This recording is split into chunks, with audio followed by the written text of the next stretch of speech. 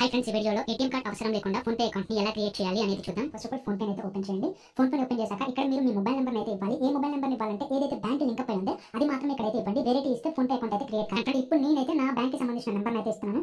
ఇచ్చాక ఇక్కడ మనకి ప్రొసీడ్ అనే బటన్ అయితే కనిపిస్తుంది. ఆ ప్రొసీడ్ అనే బటన్ అయితే క్లిక్ చేయండి. క్లిక్ చేయగానే కొంతమందికి ఓటీపీ అయితే వస్తుంది అనమాట. మాక్సిమం కొత్త వాళ్ళకైతే ఓటీపీ వస్తుంది, పాత వాళ్ళకైతే పిన్ అయితే అడుగుతుంది అనమాట. సో మీరైతే ఖచ్చితంగా మీకైతే ఓటీపీ అయితే వస్తుంది. ఓటీపీ అయితే ఎంటర్ చేయండి. సో నాకైతే ఓటీపీ అయితే వచ్చింది. దాన్ని అయితే ఎంటర్ చేసి లాగిన్ మీద అయితే క్లిక్ చేశాను. క్లిక్ చేయగానే మనకి కొన్ని పర్మిషన్స్ అయితే అడుగుతుంది. పర్మిషన్స్ అయితే ఇచ్చేసేయండి, అలో చేయండి అన్ని కూడా. ఆ తర్వాతకి మనకి అకౌంట్ అనేది ఫోన్ పే అకౌంట్ అనేది క్రియేట్ అయిపోయింది అనమాట. సో ఇప్పుడు చాలా మెయిన్ ఇంపార్టెంట్ థింగ్స్ అనేది చేయాలన్నమాట. మనం ఫోన్ పే అంటే ట్రాన్సాక్షన్ చేయాలంటే వేరే వాళ్ళకి డబ్బులు కొట్టాలంటే ఖచ్చితంగా మనం బ్యాంక్ అకౌంట్ అనేది లింక్ చేసుకోవాలి. సో అది ఎలా లింక్ చేసుకోవాలి అనేది చూద్దాం. అండ్ ఆధార్ కార్డ్ లేదంటే ఏటీఎం కార్డ్ కూడా లింక్ చేసుకోవాలి. సో ఇంతకు ముందు ఏటీఎం కార్డ్ ఒకటే ఆప్షన్ ఉండేది, ఇప్పుడు ఆధార్ కార్డ్ ఆప్షన్ కూడా ఉంది. సో రెండింటి గురించి ఎక్స్ప్లెయిన్ చేస్తాను. First of all add bank account అనేది కదా, దాని మీద ట్యాప్ చేయండి. ట్యాప్ చేశాక మీది ఏ బ్యాంక్ అకౌంట్ దాని మీద అయితే క్లిక్ చేయండి. సో నాదైతే ఎస్బీఐ కాబట్టి దాని మీద అయితే క్లిక్ చేస్తాను. ఇక్కడ చాలా బ్యాంక్ అకౌంట్స్ ఉంటాయి. ఒకవేళ మీకు కనిపించకుంటే ఈ సర్చ్ బార్ లో అయితే సెర్చ్ చేసి అయితే చూడండి. సో నాది ఎస్బీఐ కాబట్టి ఇక్కడ నేను ఎస్బీఐ అయితే సెలెక్ట్ చేసుకుంటున్నాను. సెలెక్ట్ చేసుకోగానే finding account link with number అనేది వస్తుంది. అండ్ ఇక్కడ మన బ్యాంక్ అకౌంట్ ఏదైతే లింక్ అయి ఉందో ఆ బ్యాంక్ అకౌంట్ కి సంబంధించిన నెంబర్, ఐఎఫ్ఎస్సి కోడ్ అండ్ దానికి సంబంధించిన యూపీఐ ఐడి కూడా దానంతట అదే క్రియేట్ చేసుకుంటుంది. మీరు కావాలనుకుంటే యూపీఐ ఐడిని అయితే చేంజ్ చేసుకోవచ్చు ఎడిట్ బటన్ మీద క్లిక్ చేసి, బట్ అది అవసరం లేదు. మీరు ప్రొసీడ్ అనే బటన్ మీద క్లిక్ చేయండి. క్లిక్ చేశాక ఇక్కడ మనకి పైన అకౌంట్ యాడెడ్ సక్సెస్ఫుల్లీ అని మన బ్యాంక్ అకౌంట్ అయితే యాడ్ అయిపోతుంది అనమాట. ఇప్పుడు మనం పిన్ అయితే సెట్ చేసుకోవాలి.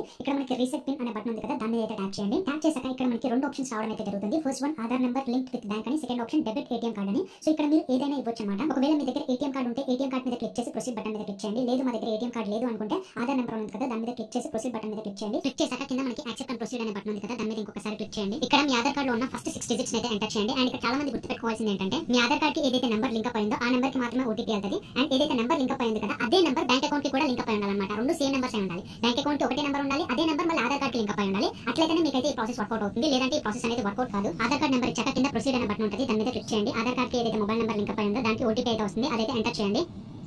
ఎంటర్ చేశాక సెట్ యూపీఐ పిన్ అనే ఆప్షన్ అయితే వస్తుంది. ఒకసారి దాని మీద అయితే క్లిక్ చేయండి. క్లిక్ చేశాక ఇలాగ కొంతమంది ఆధార్ కార్డ్ ని సెలెక్ట్ చేసుకుని ఉంటారు. సో వాళ్ళకి కూడా ఇట్లానే వస్తుంది. అండ్ నెక్స్ట్ డెబిట్ కార్డ్ లేదంటే ఏటీఎం కార్డ్ ని సెలెక్ట్ చేసుకుని ఉంటారు కదా, వాళ్ళకి కూడా ఇదే వస్తుంది అనమాట. ఇప్పటి నుంచి మన ఇద్దరికి సేమ్ ప్రాసెస్. పైన మనకి ఓటీపీ అనేది అడుగుతుంది. ఇంతకుముందు మీరు అకౌంట్ క్రియేట్ చేసుకునేటప్పుడు నెంబర్ ఇచ్చారు కదా, దానికి ఓటీపీ అయితే వస్తుంది, అది ఎంటర్ చేయండి. ఆ తర్వాత పిన్ అయితే ఎంటర్ చేయాలన్నమాట. పిన్ అనేది ఏది ఎంటర్ చేసినా ఏం కాదు. కొంతమందికి 4 డిజిట్స్ అడుగుతుంది, కొంతమందికి 6 డిజిట్స్ అడుగుతుంది. సో మీరైతే పిన్ అయితే ఎంటర్ చేయండి. చేశాక మీకు ఫోన్ పే అకౌంట్ అనేది క్రియేట్ అయిపోతుంది అనమాట. ఇప్పుడు మీరు పేమెంట్ అయితే చేయాలన్నమాట. ఇది చాలా ఇంపార్టెంట్. పేమెంట్ చేస్తేనే మీ బ్యాంక్ అకౌంట్ లింక్ అయిందా లేదా అనేది మీకు అయితే తెలుస్తుంది. ఫస్ట్ ఆఫ్ ఆల్ బ్యాలెన్స్ అయితే చెక్ చేసుకోండి. ఇక్కడ మనకి చెక్ బ్యాలెన్స్ అనే ఆప్షన్ ఉంటుంది, దాని మీద క్లిక్ చేయండి. ఇక్కడ మీరు ఏదైతే బ్యాంక్ యాడ్ చేసుకున్నారో బ్యాంక్ అయితే వస్తుంది, దాని మీద అయితే క్లిక్ చేయండి. క్లిక్ చేశాక ఇలా మిమ్మల్ని యూపీఐ పిన్ అయితే పెట్టుకోమన్నాను కదా, ఆ యూపీఐ పిన్ అయితే ఎంటర్ చేయండి.